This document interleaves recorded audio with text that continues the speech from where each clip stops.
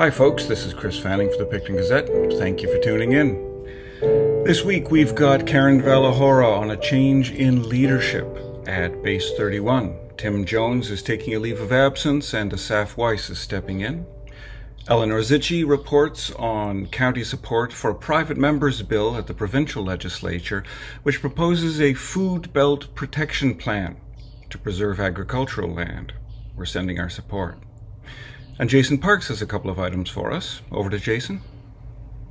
Thanks, Chris, and good day from the editor's desk. In the Gazette this week, it's not news to local drivers that County Road 49 is a teeth-chattering experience, but the beleaguered roadway found a home on CAA's top 10 worst roads in Ontario list for the 8th straight year.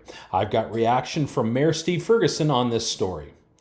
For the first time, possibly ever, in a rural municipality in Ontario, a community benefits agreement framework has been developed. This framework could ensure the greater county community sees more benefits from planned developments, including jobs and apprenticeships, community infrastructure such as parks and sidewalks, and higher affordable housing ratios. More details on the framework inside this week's Gazette and online at www.pictongazette.ca. Back to you, Chris. Thank you very much, Jason. On our letters page, we have historical restoration consultant Tom Plew calling for a second opinion on Glenwood Chapel, and Don Wilford follows up on his editorial of a couple weeks ago with concerns about the centralization of control at the provincial parliament. And our historian in the field has something for us this week.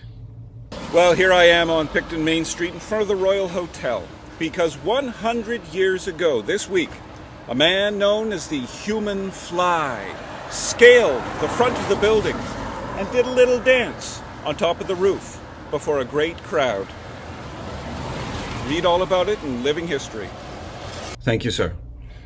In the arts, we have a write-up of Prince Edward Community Theatre's latest production, The Legend of Georgia McBride, which is opening up at Mount Tabor Theatre this week.